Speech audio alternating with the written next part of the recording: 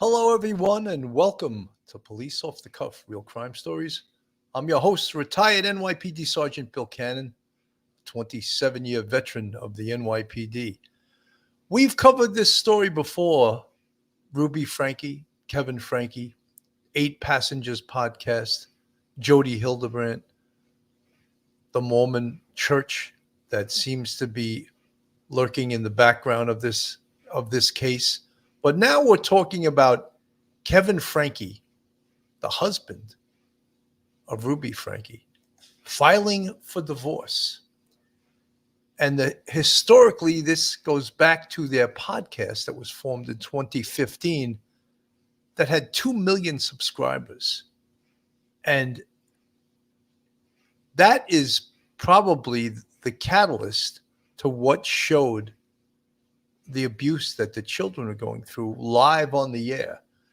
So the husband of family YouTube star Ruby Franke has filed for divorce 3 months after the Mormon mom of 6 was charged with aggravated child abuse. Kevin Franke, who's 44 years old, co-starred in the couple's 8 Passengers parenting channel, secretly separated from his wife 15 months ago over a difference of opinion about their parenting. This is according to the Daily Mail. Now, he's separated from her, but we questioned whether or not he has any complicity in this abuse. He was part of the podcast. And it seems that so far he has avoided any criminal prosecution. Kevin Franke, he co-starred, of course, in the couple's 8 Passengers parenting channel, secretly separated from his wife. Shortly after her arrest, his lawyer claimed he had been kicked out of the couple's family home in Springville, Utah, when Ruby, 41, launched a new life coaching channel with mental health counselor Jodi Hildebrandt. The 2 women were arrested together and charged with 6 counts of felony child abuse after police found the Franke's 12-year-old son, Russell, deeply emaciated, injured, and bound with duct tape at Hildebrandt's home on August 30th. Kevin didn't want to be separated, the lawyer Randy Kester said. His attorney said that last month. He wanted to work through concerns as a family. The separation was under terms prescribed by Ruby and Jodi Hildebrandt. The couple racked up more than 1 billion, that's with a B, views and made millions from the YouTube channel they launched in 2015, where she documented their family life, homeschooling, and tough parenting style. But fans of the show became increasingly uneasy at scenes in which she withheld food as punishment from her children, told them Santa would not bring them anything, threatened to bin their items if they didn't buy them from her, and in one case threatened to behead a stuffed toy. So there was quite a great deal of concerns, great deal of abuse that fans that watched the show were horrified over. And how she got away with it for so long, there were reports to the police. And of course, in this part of Utah, there's some fugazi things going on, as we would say in New York. The police had been called, they had been notified numerous times, yet no action had been taken. What did it take? And we'll go over what it did take. So the headline of this, of course, is Kevin Franke files for divorce against his wife, Ruby Franke. So you like true crime from a police perspective? You're in the right place. Prepare to get it off the cuff. Police Off the Cuff.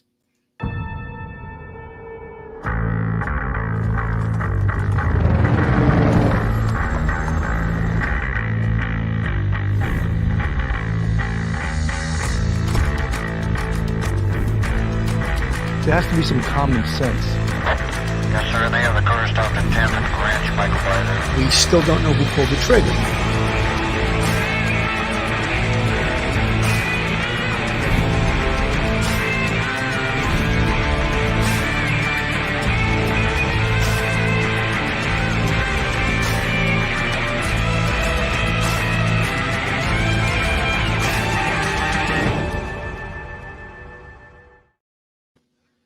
You know, one of the things we questioned from day one, again, was Kevin Franke, why he was not put into, as we would call, the trick bag when his wife was arrested and Jodi Hildebrandt. How did he escape any culpability in this case? And we're going to go into that. But first, let me play a little bit of this a local TV station announcing the divorce. State Jake. Yeah, buzzing about the name Frankie. That is, of course, that name has been in the news for a long time. A lot of people have been following it. Today, Kevin Franke filed for divorce from his wife, Ruby Franke, YouTuber. She's got millions of followers. A quick recap, Ruby was arrested in August on alleged aggravated child abuse. Ruby and Kevin's kids, two of them, were found in Jodi Hildebrandt's house in Ivins in southern Utah. Ruby and Kevin lived in Utah County. Though they've had marital problems before these charges came up, they haven't apparently been living together for the last little while. So today we discovered Kevin filed for divorce and also a domestic relations injunction. It allows restrictions for both sides, that they're peaceful, basically that they're not going to be harassing each other. And of course, all this happening as Ruby Franke has been in jail in southern Utah, in Purgatory, the name of the jail there, for the last almost 3 months. Yeah, time has flown because there haven't been any court dates set since I think the last time we saw both Ruby and Jodi were their initial appearance, and that was on, I think, the 15th of September. So a lot has changed, but not a lot has changed as to what we know for the actual charges at play here. We've seen things play out in juvenile court as it comes to a kind of a custody battle, right, over children. That was since sealed by the court, as it should be, to protect the children and the family. And then this comes out today.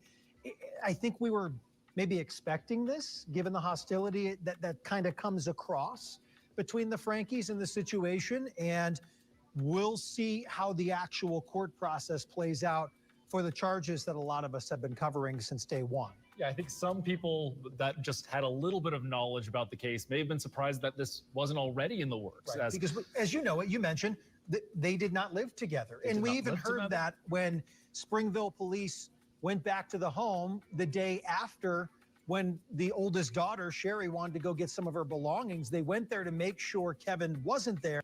And they even acknowledged to Kevin when he picked up those items that were returned back, hey, you haven't been living in the home for about a year. So all of this, I guess, was unexpectedly expected. It's still a mess no matter what. It is. I mean, especially for the kids, the younger children to have to watch all of this play out. And, you know, who knows what they've seen behind closed doors as well. So this is just really sad. Yeah, more will likely come out. Of course, what little we've seen in the juvenile and custody proceedings, certainly seem to be some acrimony there. So we'll see what happens next. I did hear from Ruby Franke's attorney today. They are expecting to release a statement of some sort in the coming.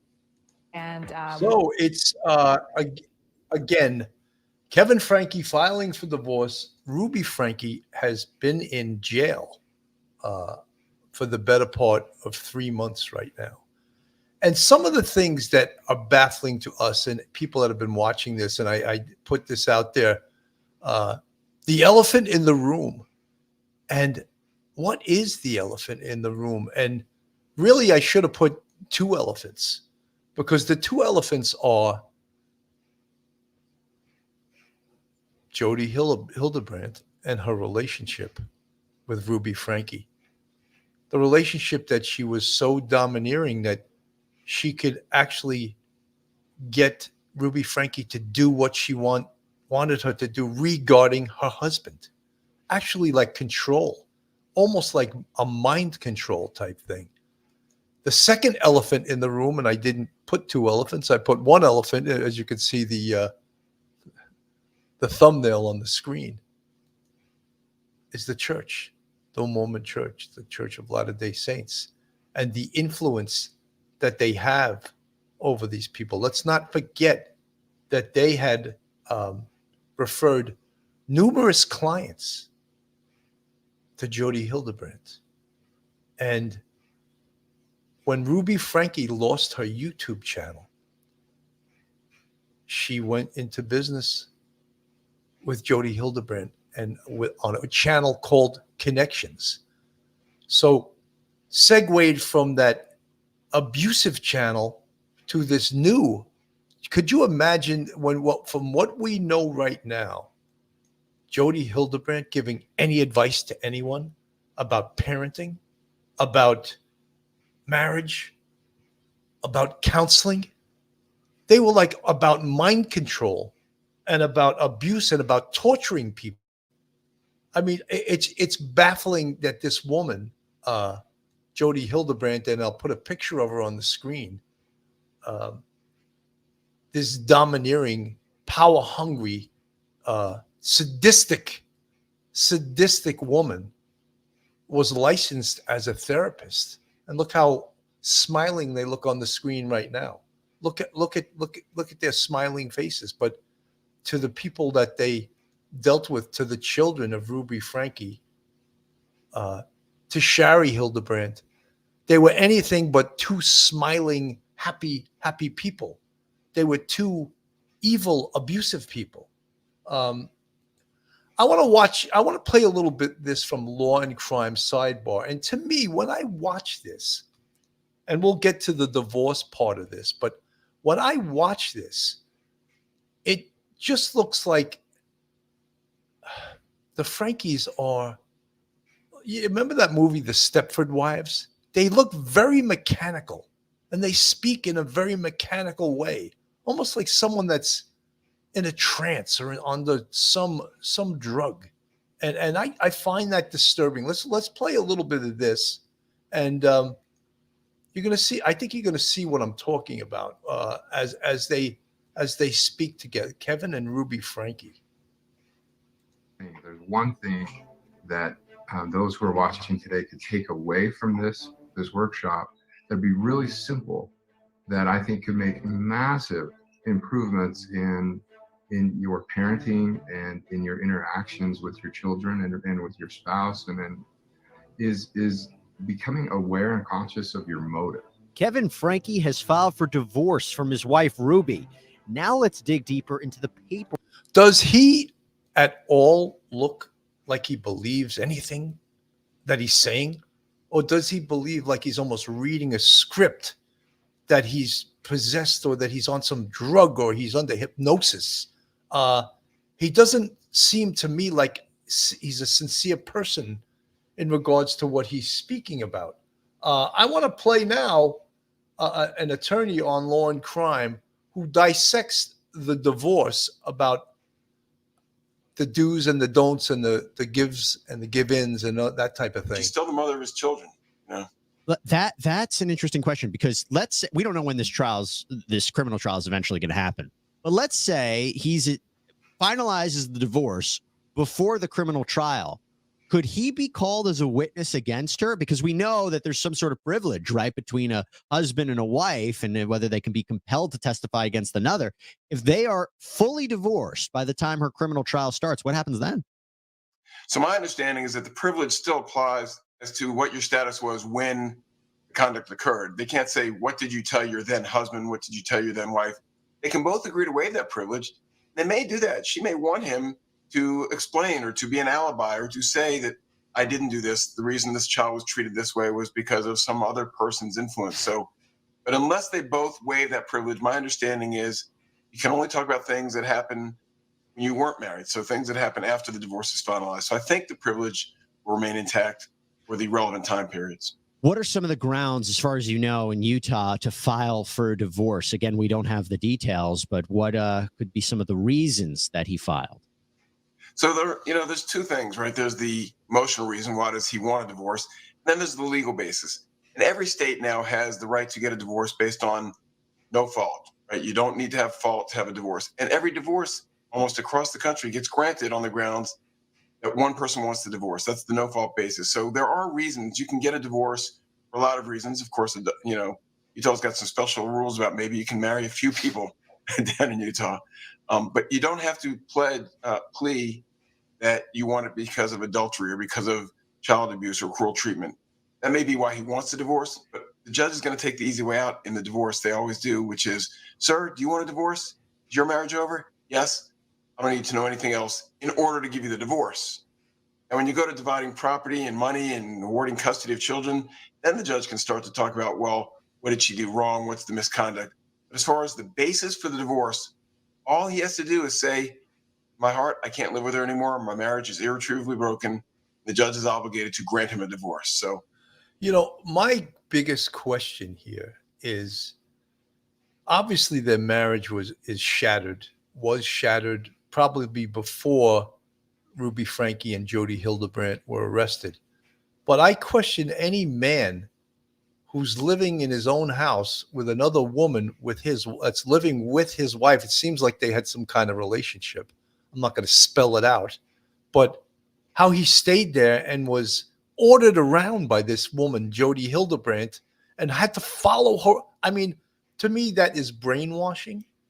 And so I question now with this divorce, is this a divorce not only because the marriage is irrevocably destroyed, but is it somehow related to assets and to money?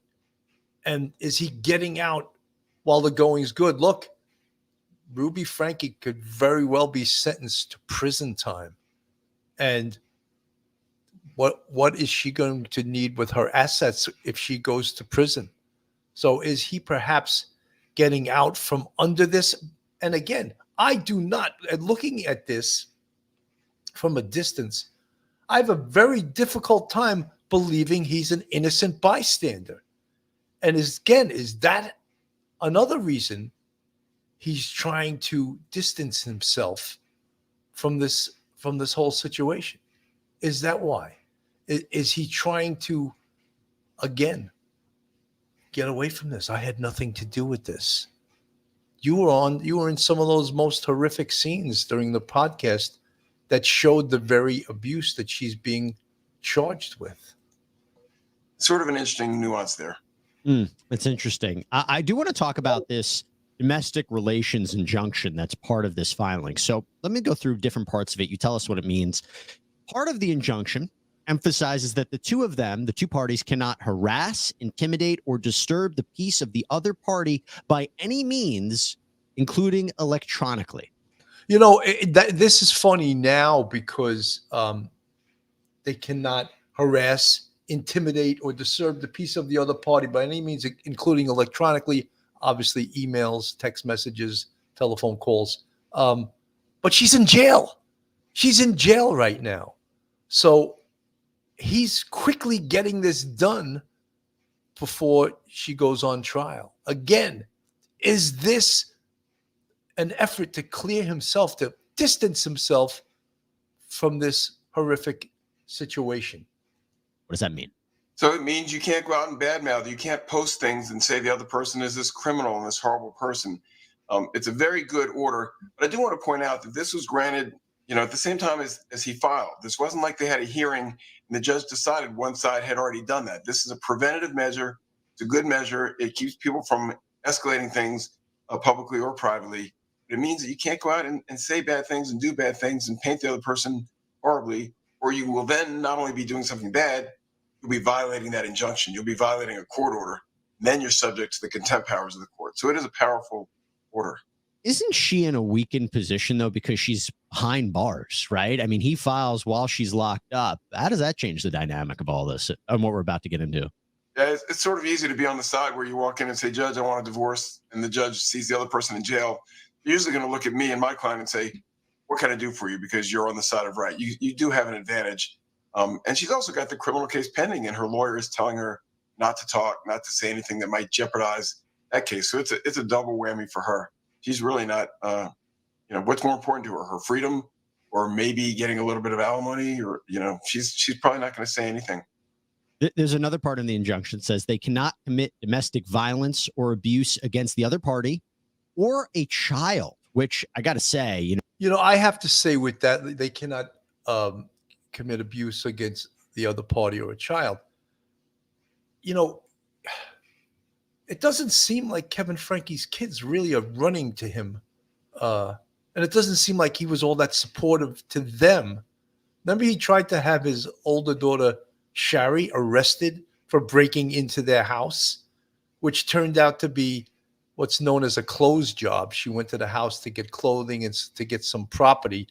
And he was demanding that she be arrested. So, I mean, this is still he's a dysfunctional guy. Besides, he's the aggrieved. He's trying to paint himself as the aggrieved in this divorce, but he doesn't seem to be the good guy. Is there a good guy or is there a bad guy in this case? Well, Ruby Franke is in jail right now awaiting trial. And as the lawyer and as this lawyer pointed out, that, it's almost like possession is 9/10 of the law. Well, being out of jail is 9/10 of being viewed as the good guy in the case. Considering what she's accused of, it kind of sent shivers down my spine. Now, it doesn't seem that she's going to be in any position. Again, she's accused of abusing her children. She doesn't seem to be in any position to be able to abuse them further, right? While she's locked up. Although I do wonder what you take from that, because I still, it's such an there's nothing different about this injunction. It's pretty standard, right? Pro forma, but Right. that aspect, what do you make of that? Well, it's pretty interesting. It's sort of like saying you are not allowed to do illegal drugs. Well, you're not allowed to do illegal drugs anyway, even without a court order. So it's really the court just reminding people going through divorce, especially these people, not only should you not do it, you now have a court order that you specifically shall not do this. And not only will you be punished for committing a crime if you do it, it's easier to punish somebody for violating a court order. It's a lot easier to say, look, judge ordered you not to do this stuff and you did it. So whatever crime prosecution may bring against you, you're now violating my civil court order to not do this. So it gives an extra reason to be safe, and really just to err on the side of caution. If there's something that you consider discipline, you better be really sure that it's proper discipline. Well, that's what's so interesting. People look at this case, and although Kevin Franke has not been criminally charged or implicated, he and his wife were criticized back in the day for the videos. So now the fact that he would never be he should, like you said, if he ever abused the children moving forward, he'd get in trouble. But now that this has been put in place as well, look, from a PR perspective, I look at it as his attorney has come out and say Kevin had no idea what was going on to his kids. He was just as shocked. That we've commented on previous shows about that Kevin Franke had no idea of anything. He's stupid. He had no clue.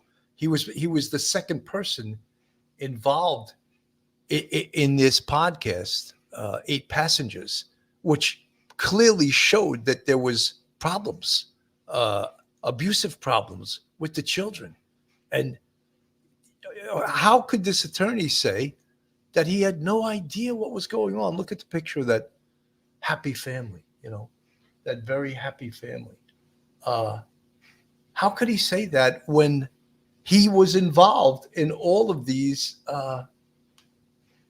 and all of these podcasts and all these episodes of these podcasts? So how was he able to, with a straight face, say the attorney say with a straight face, he had no idea what was going on. He was clueless. And he was kicked out of the house 14 months ago. And did he do anything to try to get back in the house? The 8 passengers YouTube family appeared in court today. This is them walking into the courthouse. It's just the latest step in a child welfare case stemming from the arrest of wife and mother Ruby Franke, who is accused of child abuse. Welcome into 2 News at 4 o'clock. I'm Jim Spiewak. And I'm Jamie McGriff. Kevin Franke and his 2 adult children entered the courtroom with their attorneys today as Ruby Franke was transported from Washington County to attend the hearing. And today we are bringing you team coverage following this high-profile court case. Brian Schnee is on the live desk with new information from the Washington County Jail. But we're going to start with Daniel Woodruff, who is live outside of the 4th District Court in Provo with the very latest on the family's court appearance today. Daniel. Yeah, the Frankes were inside this courthouse for about 2 hours this morning. Our cameras were rolling when Kevin Franke, his 2 adult children, and their attorneys arrived here, and then when they left. They declined to comment as they walked by. Ruby Franke and her business partner, Jodi Hildebrandt, were arrested August 31st in southern Utah and charged with child abuse, which has spawned this child welfare case. Ruby has been in custody since then. She attended prior hearings in this case remotely, but this time she was transported from Washington County here to Utah County to attend in person. Now, we don't know what happened inside today's hearing, That's because the judge has closed it to the public, citing intense coverage and the need to protect the privacy of the 4 minor Franke children. Those involved in the case are also forbidden from discussing details with reporters or posting them to social media. So that's what happened here today in Provo. Meanwhile, down in southern Utah, that child abuse case against Ruby Franke and her business partner, Jodi Hildebrandt, continues to proceed. We're just waiting for another hearing to be set there by a judge, which could happen anytime. Live. So in the background of these divorce proceedings are all of these family court proceedings, the family court proceedings moving forward. And of course, on the screen there is a picture of Jodi Hildebrandt. And she seems to be the catalyst behind this abusive behavior. However, before Ruby Franke partnered up with her, she had some really bizarre ideas of parenting herself that were quite abusive. And after she lost her channel, her YouTube channel, which 2 million subscribers is that is a huge amount of subscribers on a YouTube channel, and obviously they were making probably $1 million a year easily with that many subscribers. And so to lose your channel is a huge thing, and to lose it because of allegations that of child abuse against your children on air live, while she was standing next to or sitting next to her husband, Kevin Franke, who is now filing for divorce. So it's hard to imagine that Kevin Franke is just trying to distance himself, and that he's not somehow culpable for this. I keep repeating, I sound like a broken record, but to me, he is culpable. So why is he not being charged? I would like to know. I want to play some of the eldest daughter of the Frankes. I believe it's Shari. She's 20 years old. And she talks about her mom in this little passage here.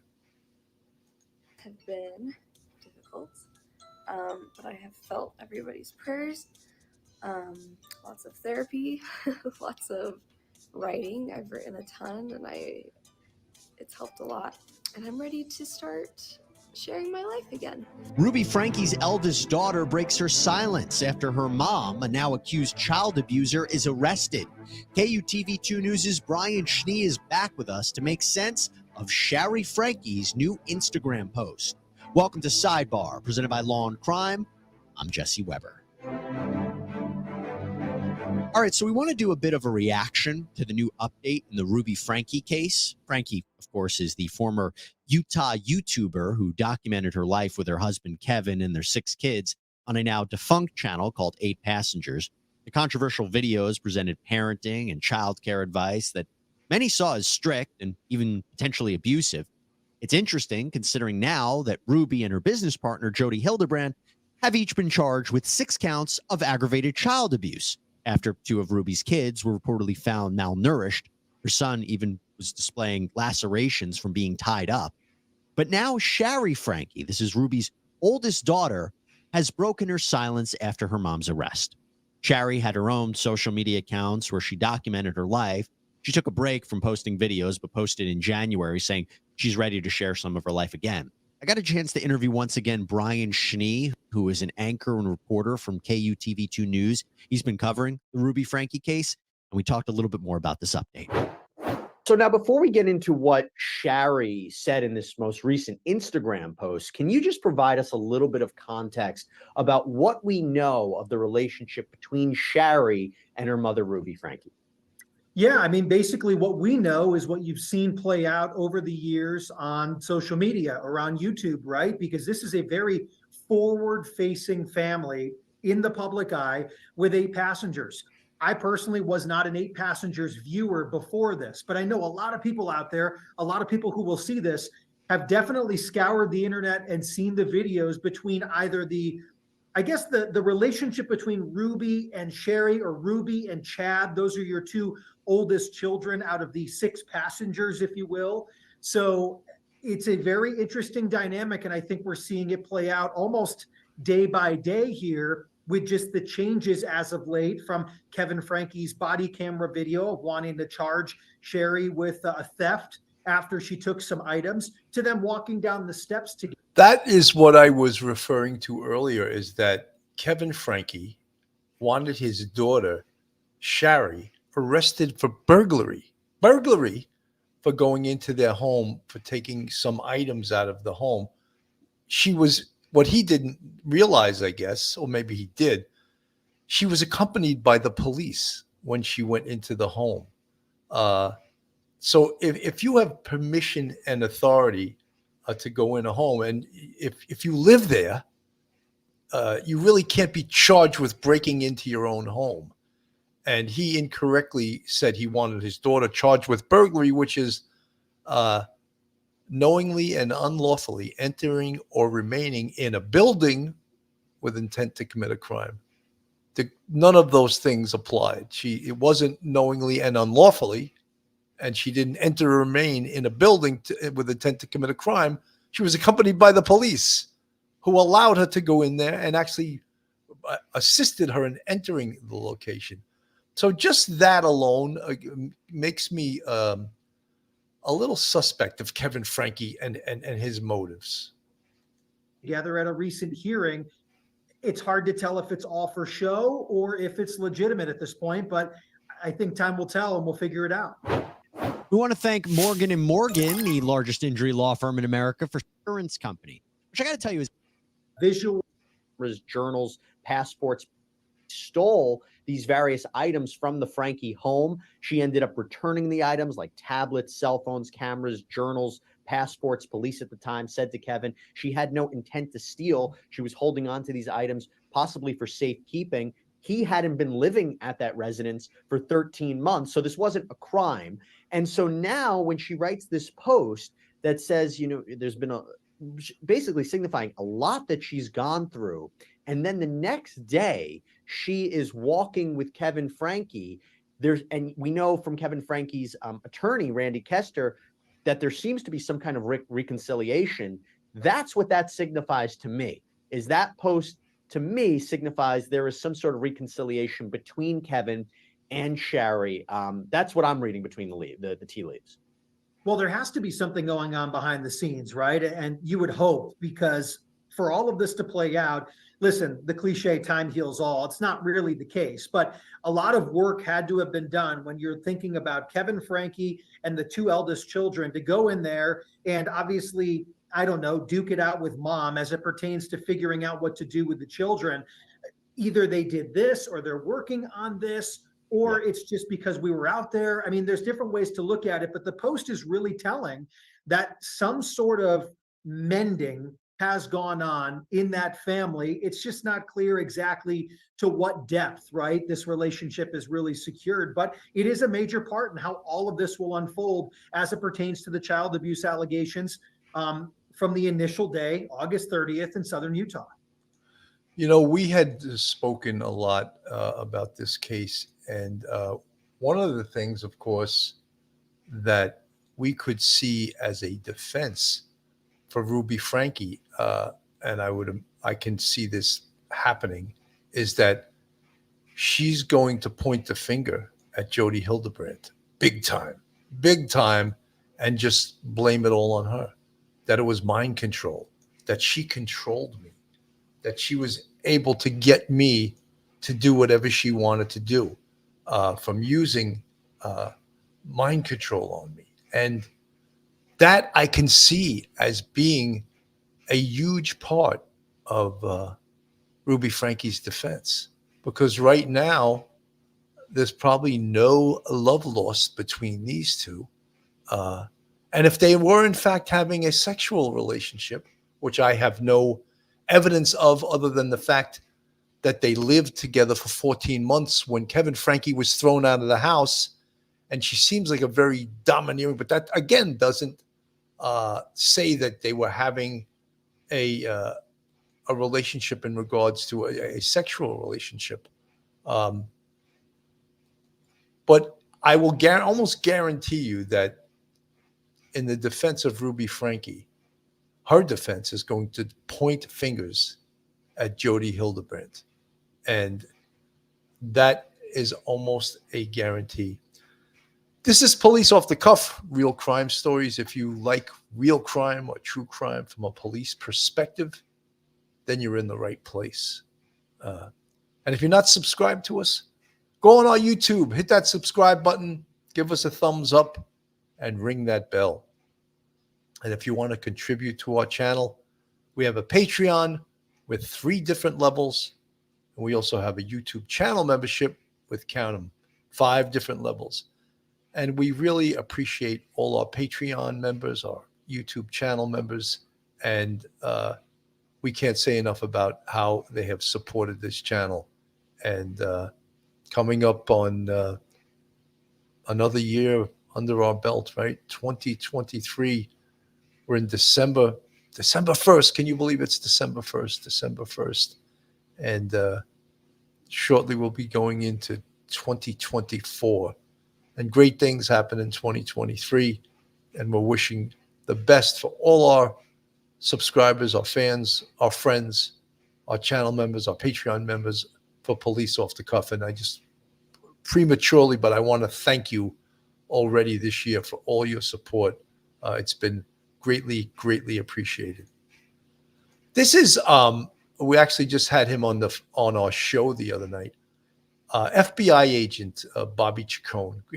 I call what he does being a talking head, but he's one of the best. He's very, very knowledgeable. He's a brilliant guy. He worked with the NYPD for years in Brooklyn North with the 6-7 squad. His dad was an NYPD sergeant, and his brother was an NYPD sergeant. So we have a soft spot in our heart for him. Let me play. He's on Ann Gannett Levy's on Law and Crime, and he speaks about the abuse that these children were put through. Retired FBI agent Bobby Chacon. Bobby, welcome back to Sidebar. Thanks for coming on. Great to be back. Thank you. Bobby, what are your first impressions of this case? I can't believe it. It's not totally shocking given the stuff that we cover, but we have somebody who's Mormon, who professes to be a religious person, offering parenting advice, and now police are saying she's really a child abuser. Yeah, I mean, unfortunately, the first thing that I thought of was the case that we had in the last couple of years here in California, that not far from me, with the more than a dozen children kept in that house. You remember they ranged from small children to large, some chained to the bed, things like that. That's really what came to mind. Like, yeah, the turban and the long-term abuse, like the systematic long-term abuse that these children are being basically raised under. And, then when I saw the reporting of this case, and thank God that some of the neighbors kept at it. They apparently called the authorities a number of times. They did welfare checks. They just kind of checked the boxes. I think they left paperwork on the door because no one answered, and then they left. But, one of the neighbors I saw said, we were just hoping that this didn't end in like those kids being brought out of that house in body bags, which could happen. And so, I lived in Utah for a while, and those are very close-knit communities. I lived in Salt Lake, but the suburbs of Salt Lake are these small little towns that all kind of are very enclave-ish, and everybody knows each other, looks out for each other, and really treats each other well. And I think when you have somebody, who he in this case was not treating their children well, it became very known to the neighbors. My first impression was, like one of those neighbors reported, I'm glad it got resolved, or hopefully resolved, before there was any deaths of some of those children. It seems like this has gone on for a long time. It's not as if everything's hunky-dory and you just one day wake up and start abusing your children. No, this is a systematic thing. And the really bizarre point about this case is she apparently was part of some parenting group that had an Instagram page and was kind of active on social media and YouTube and stuff. And people were kind of disturbed by some of the behavior that they could actually see. So she made, as opposed to the case in California, which was very hidden, people never saw those children. Here in this case, she was actually on YouTube putting videos out where people were like, I don't think you should, withhold food from children as a reward / punishment type of system. And apparently she was doing some of that and putting it out there as a parenting strategy on her channels and on her social media. And so people were, kind of getting upset about that. Apparently last year she kicked her husband out of the house and things kind of spiraled even worse. She has this business partner in this parenting business. And apparently she was spending more time with that person, longer periods away from the house, where at least one of the children was wandering around the neighborhood looking for playmates, knocking on doors. And so all of this, really kind of came to a head. You hope, the hope is that social services gets on these things quicker. Some of the children were malnourished. It takes a while to become malnourished. And that's, again, what you talk about, to your point. It's that this was going on for quite some time. This was a systematic. It takes a while to become malnourished. Could you imagine the torture that these children were put through? It takes a while. I don't know exactly what a while means. A month, 2 months, 3 months to become malnourished, where you're actually hungry all the time and that you're actually emaciated, losing weight. And add to that duct tape, add to that being handcuffed. And then, when people are doing things that are against the law or abusive, and then they go on TV, have a YouTube channel where they're trying to sell these parenting techniques as good things. That's scary. That's very scary. I guarantee you they will be playing some of the episodes of 8 Passengers at Ruby Franke's trial. And they'll be playing some of the episodes of Connections, which is Jodi Hildebrandt's channel with Ruby Franke. They'll be playing some of them and showing some of the things, some of the abusive things they were selling to their clients. They have several clients that will come in and testify to the fact that they were abused by this woman, Jodi Hildebrandt, who abused her own niece, Shari. And I could play a little bit of that later. However, this all comes full circle because the title of today's is, of course, Kevin Franke files for divorce. And we must ask over and over and over again, well, why isn't he being charged? They have the same episodes of 8 Passengers that he's on. Will the children have to testify? Will the children testify against their parents about the abusiveness of this family? Will he at some point be charged? And that's why I ask you, is this divorce strategic? Is this a strategically planned divorce to take him out of the mix? Because I've said it from day one. He should be charged. He is absolutely complicit in this, And when I played that little clip earlier on in the very beginning of the show, he also seems like he's hypnotized. Is that a form of mind control? Was he hypnotized by Jodi Hildebrandt? Was he hypnotized by his wife, Ruby Franke? Because he seemed like a very powerless man. What man would allow his wife to ban him from seeing his children for 14 months and do nothing about it? What man would allow that? I certainly wouldn't. I don't know many men that would. I think that most men would fight back and say, I'm not staying away from my children because you and this other woman who is an abusive therapist are telling me to. I think brainwash, NH woman, you hit it on the head. He seems In that little video stretch I played, he seems like he's brainwashed, right? He seems like he's walking around like almost in a fog, you know? And that is scary. That's scary. He's in a fog. And getting back to now, he's filing for divorce. And I asked the question again and again and again. Was this strategically placed? And then his attorney says he secretly filed for divorce. And obviously the attorney is counseling him.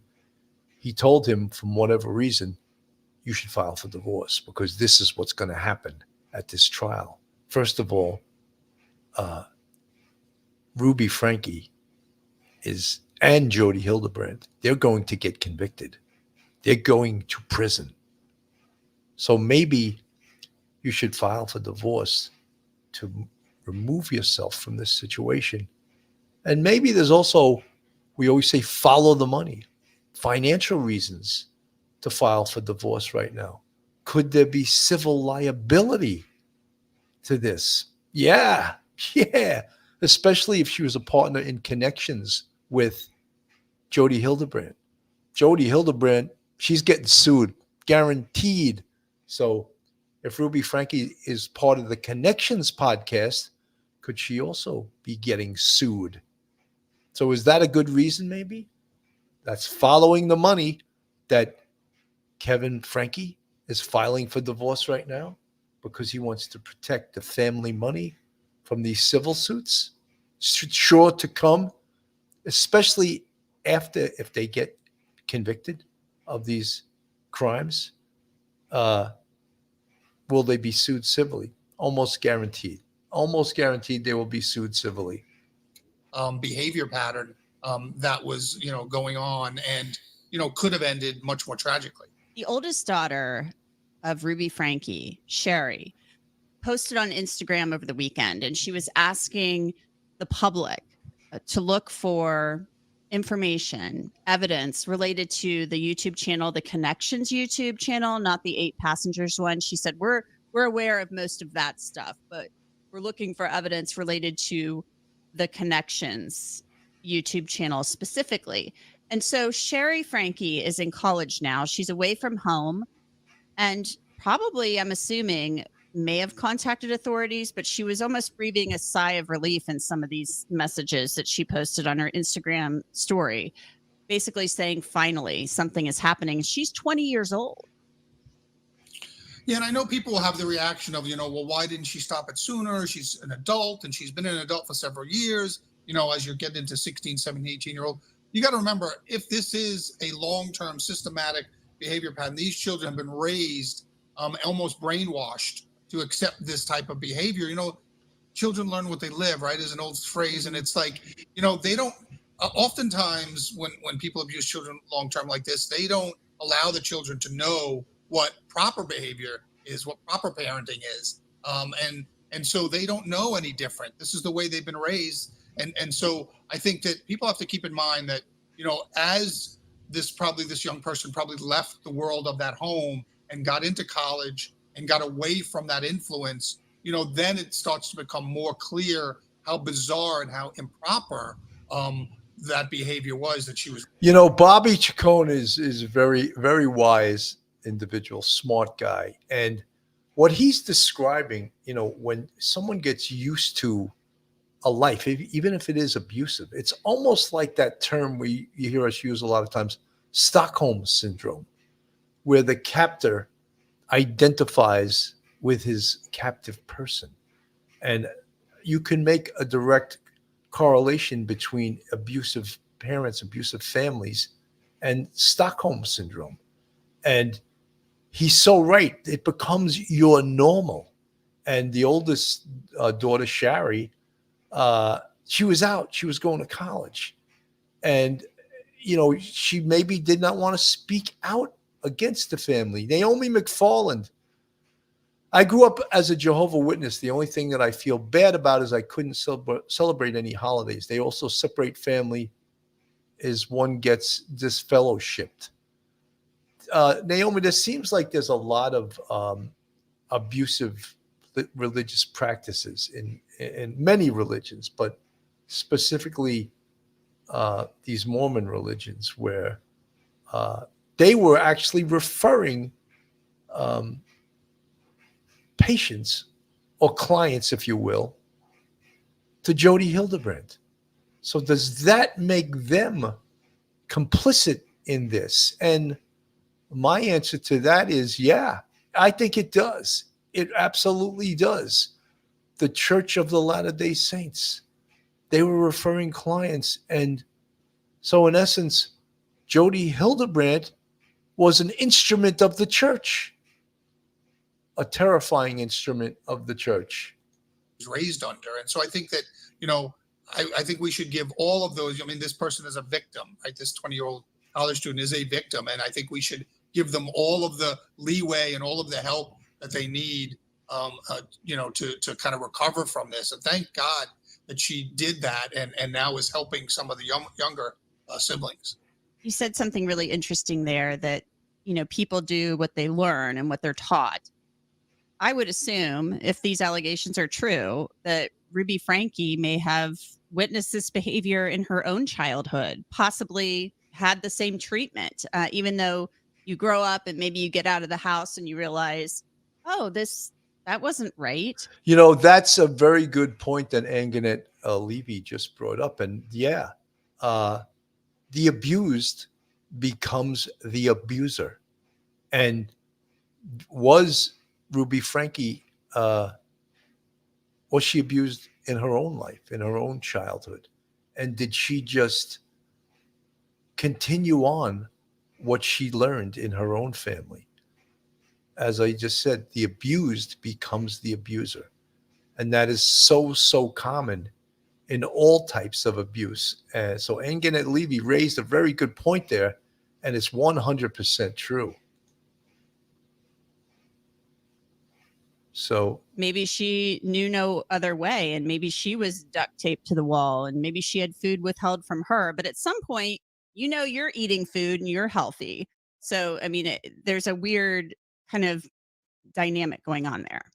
There's also a generational thing that happens too. Like, you're right. The abused often becomes an abuser. And I don't know the statistics on that, but it's not uncommon for someone that was abused to know that kind of behavior pattern and then carry it on as the abuser later in their life. But a generation ago, 2 generations ago, social services wasn't as active. We didn't have social media to kind of give us all the information that we now have. Hopefully there are more and better avenues for victims like this to get the help that they need. But I know 1 or 2 generations ago, which is not that long, people tolerated this. People looked the other way. Neighbors said that's not any of our business. Things like that. I mean, my grandmother was raised in a very, very abusive household and then married an abuser and was married to him for 50 years and never, called the police on him and never. That's just not what you did back then, right? You handled it inside the family. And so as these generations have progressed and social services has kind of, look, I know social services is overwhelmed and underfunded all the time. But there's more outreach now, I think, and neighbors, I think, the more we publicize stories like this and they see these types of things in the media, the more neighbors are like, I have to say something. I have to make a phone call. I have to do something to help these children because if I don't, we are going to see them carried out of that house in body bags. Definitely. If you see something that you think is not right, speak up, especially when it comes to children. Bobby, put your lawyer hat on now. You're a retired FBI agent, obviously, but as an attorney, how do you defend this woman if these allegations are indeed true? I'm saying this because it sounds pretty damning that you have a child who's malnourished walking around, but she is innocent until proven guilty, along with Jodi Hildebrandt, her business partner.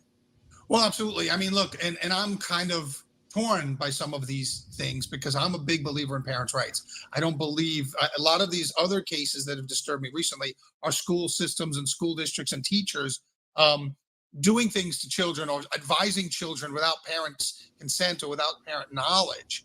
So I'm a big believer that parents have, the paramount responsibility and rights to raise their children the way they see fit. However, obviously, in cases like this, when they crossed the line, when you said they duct taped, and malnourished. He's so right, but in so many other ways, it's right. They crossed the line. That's the bottom line here.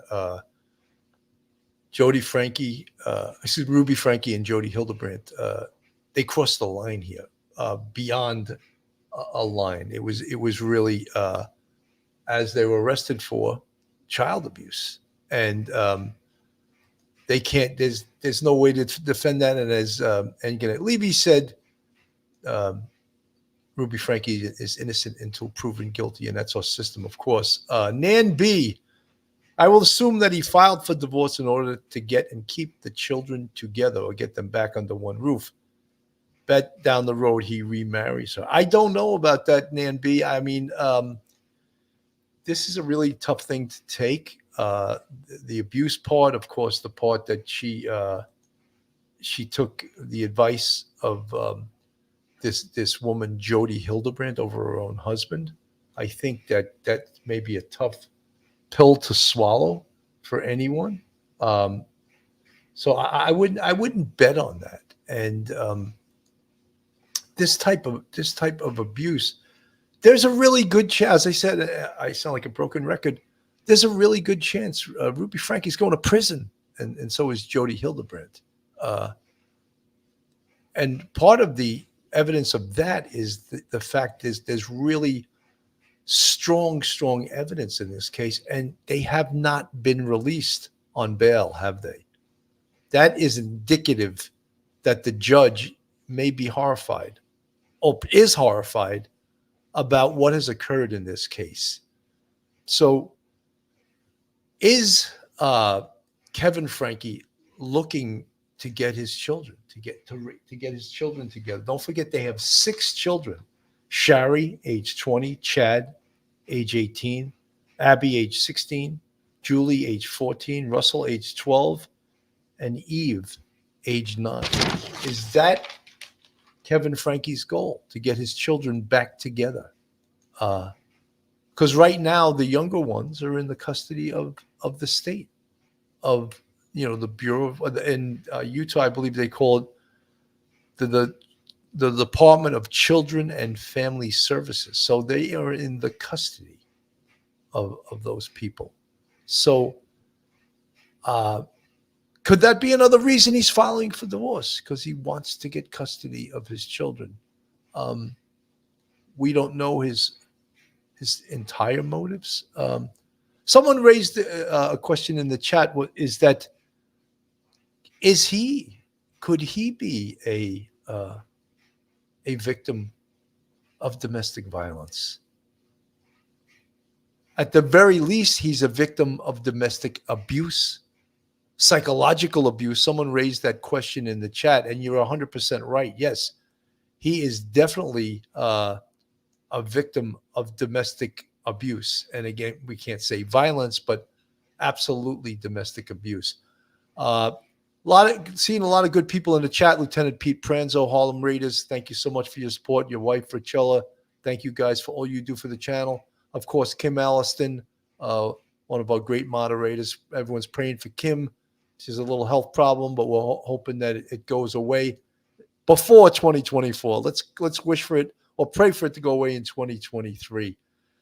So these cases, again, are so horrific, but I don't think there's anyone that's ever worked in the police service or social service or anything that can stomach anything horrific being done to a child.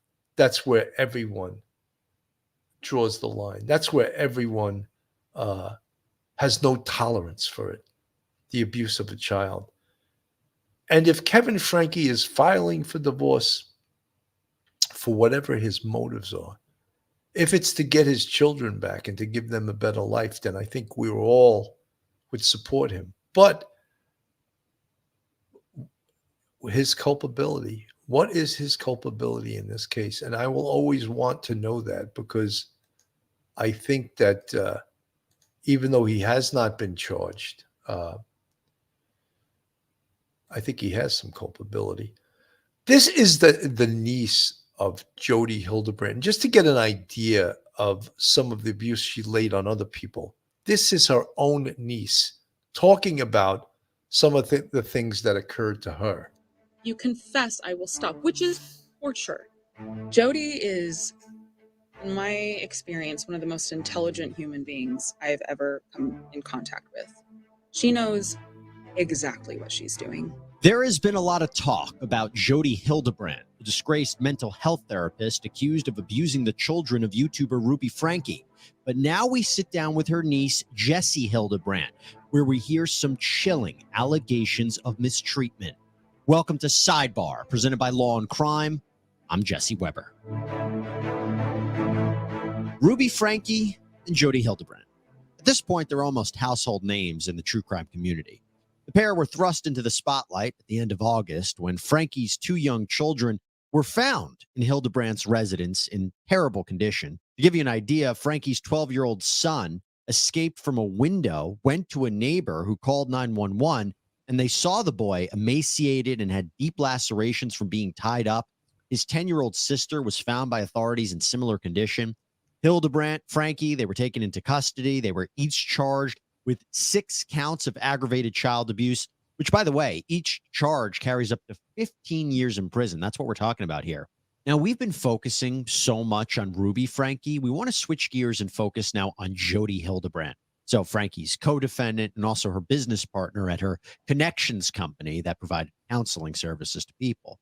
And we had the unique opportunity to interview Jodi Hildebrandt's niece, Jodi Hildebrandt. Coming up is her niece. So I was 16 years old when I was left in her care. I was typical angry, angsty teenager, very strict family, very letter of the law, very doctrinally influenced upbringing. And I was kind of a wrecking ball, I think, to my family, or at least to my parents, because I questioned things. So I was living in Corona, California. We go to Utah for my grandparents' 50th wedding anniversary. They had a big party. And I got into a fight with my mom. And I went downstairs, took her phone, and woke up. I fell asleep and woke up to a knock on the door that my parents had left and that I wasn't going with them. And that my life, as I knew it, was about to change. So it started off with me at my grandparents' and at Jodi's on the weekend. And then it quite quickly became me living with her full time. So imagine that. According to Jesse, their parents essentially gave up on them, and they ended up living with their Aunt Jodi Hildebrandt, who didn't seem to be the nicest person. Ruby Franke's case is being widely covered everywhere right now. In fact, there were over 40 articles published in the last month on her charges alone. And often stories like this, they become sensationalized, and finding objective and balanced coverage can be pretty difficult. Well, that's why we're excited to tell you about this app and website by Ground News. So in one... I'm going to move forward to this. He's turn. Jodi is very smart in how she approaches her therapeutic modalities because they are so extreme. If she were just to start out with those things, everyone would recognize it and they would be shocked and it'd be like, absolutely not. But she's very subtle. She's very subtle and she's very calculated, and she's it's like a frog being boiled in water. You know, you start off with the cold water and slowly turn up the temperature, much how it was. So it started off with me at my grandparents' and at Jodi's on the weekend, and then it quite quickly became me living with her full time. And then I was pulled out of school, so I wasn't allowed to go to school.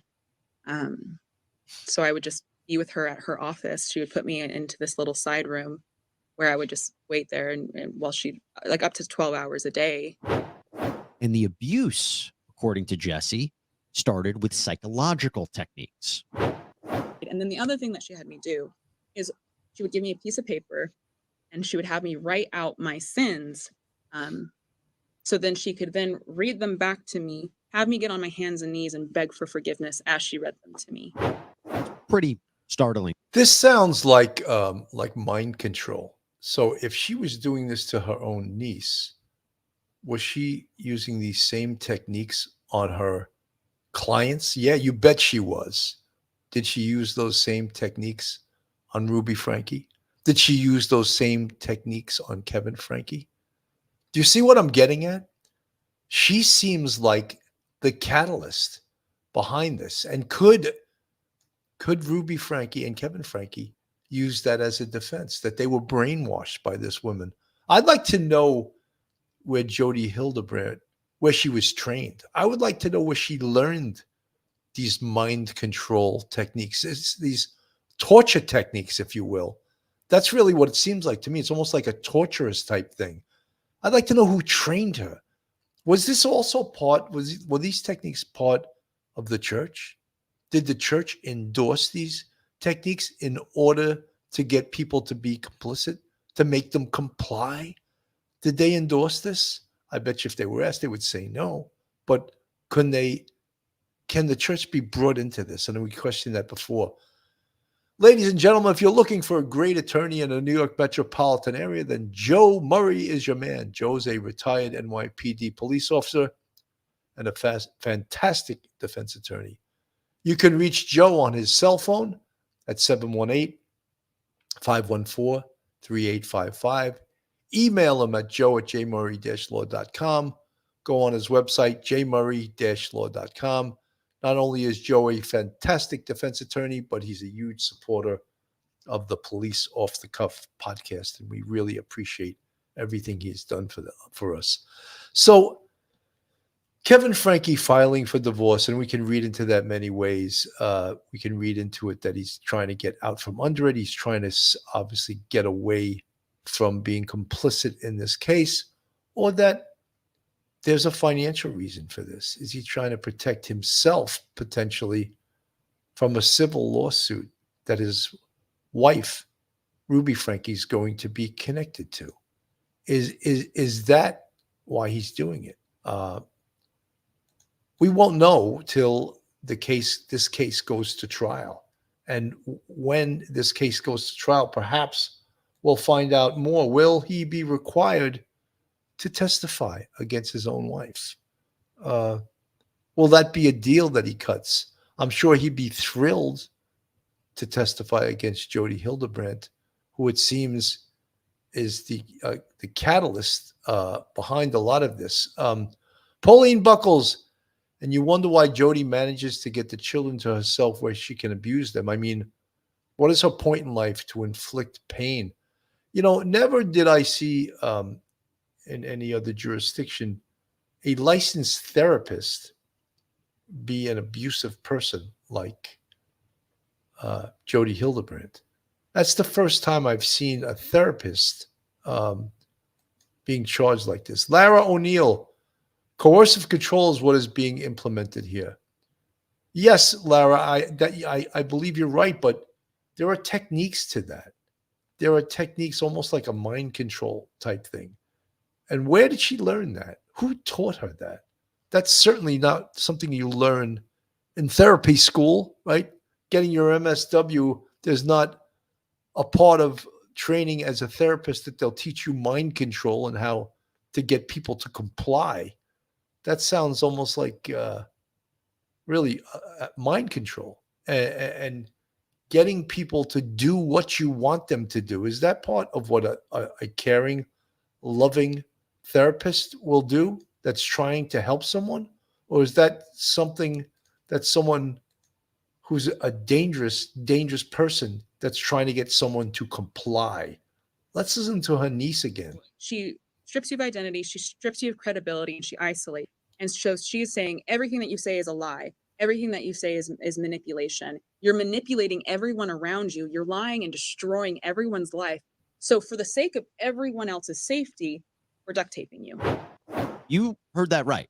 Jesse alleges that Jodi duct taped their mouth so that they couldn't speak. Think about that. And as we know, at least one of the Franke children were allegedly tied up and had these open wounds. So that's kind of an eerie fact right there. But according to Jesse, it also got more physical. I turned around to walk and she punched me in the back and I fell down onto the ground. She ended up going inside, which in hindsight is like pretty wild that she did that. Now you might be thinking, That's pretty bad. But I want you to listen to this, because Jesse explained that she was forced to sleep outside in the cold. So I was sleeping outside in the snow. That was another thing. I wasn't allowed to have a bed. I was sleeping in what she told everyone that it was like a mummy bag, Sub-Zero type of sleeping bag. No, it was absolutely not. This was a like $20 Walmart store brand you use at sleepovers kind of sleeping bag, outside in the snow in the middle of winter in Utah. And her justification, because I ended up going to the police, her justification to the police was that she was preparing me for outdoor wilderness therapy. And this was like a kindness to me to give me one more opportunity to confess to sin. Now, I'll tell you this right now. When I heard that, I thought that this was, again, chillingly, eerily similar to the allegation from Ruby Franke from years ago that she took her son's bed away for months as a form of punishment. That was a video that went viral as part of her 8 Passengers YouTube channel. People really honed in on that, thought it was a form of abuse. That's when they started contacting authorities. And when I heard that from Jesse, just clicked. Eerie coincidence, similarity. But I have to tell you that in my conversation with Jesse, one of the saddest things was how they perceived what was happening to them. And my own perception of what was happening was so like messed up and skewed. And I didn't even understand, again, like what was going, there was like a part of me that knew that that was wrong, that what Jodi was doing. But when everyone around you says it's okay, when everyone around you, because people saw Right. the abuse happening and did nothing. They did nothing. And when you are passive, a passive observer of abuse, you are unintentionally saying, this is okay. That is what you're telling the victim. Crazy. I wanted to highlight this so we understand the environment in which Kevin Franke has filed for divorce. What's the environment? Why is he filing for divorce? And this is what occurred. This is what led to this divorce. This is this evil woman, Jodi Hildebrandt, that took his wife Ruby Franke, and she's responsible for her actions. She's an adult. However, what we just witnessed, I could see that being her defense. A form of mind control was used on her, and over time, she was convinced to do these things to her children. And could you imagine teaching people these parenting techniques like they're a good thing? Could you imagine that? I think it's really scary that the people that she was counseling had to go through this. Lara O'Neill, I believe Jodi and Ruby are sadists. That's part of the control. Covert narcissism. I was raised by parents who were covert, sometimes overt, but it was horrific. I went no contact 20 years ago. Yeah, Lara, I'm sorry you went through that. It's amazing that when we talk about things like this, there's people that are in the chat, people that are in the audience that have their own level of abuse, and this brings back horrible memories of what has occurred to them. And for those people, we pray and we hope that you've moved on and had the best and healthiest life possible. And I know it's difficult to overcome something like that. With that comes PTSD, a form of PTSD that is very difficult to ever overcome. And, Jesse Hildebrandt was undoubtedly abused by her aunt, Jodi. And we can all decide, or we can all wonder if Ruby Franke was also mind controlled and potentially abused, which led to her separating from her husband and living with Jodi Hildebrandt. And then we all know, of course, he's divorcing her right now. And again, the elephant in the room, there's a lot of elephants in the room in this case, but we mentioned 2 of them. And one of them was the relationship with Ruby Franke and Jodi Hildebrandt. And the other one was potentially the involvement of the church in this. And are they complicit? So many people, after I covered this case, have messaged me, have emailed me, and told me that you don't understand, the church rules everything in Utah and they run everything. And for this to have happened, they have to have controlled it and been behind this. Charlotte Bassett, Jesse went out in public into church with duct tape. People didn't help this girl. Unbelievable this day and time, makes me sick. Well, I don't know if I could verify that, but she definitely was abused by her aunt. Well, folks, that is our show for today. Thank you so much for tuning in. This is really a horrific case, and this was the first update in a long time. There's been sort of a gag order on talking about this case. Both Ruby Franke and Jodi Hildebrandt are still in jail, no bail. It's been 3 months. So little bits and pieces of information come out slowly. When there is new information on this case, there is a lot of interest. We will absolutely cover it. And I just want to thank everyone today at 5 p.m. Eastern Standard Time. Thank you so much for tuning in. And I know there's people from all over the world. Sometimes, for some of you, this time was a good time for you. And sometimes when we do the later shows, it's early in the morning for you guys. So I'm Bill Cannon from Police Off the Cuff Real Crime Stories. Thank you so much for tuning in. Have a great night, and God bless. One episode just ain't enough.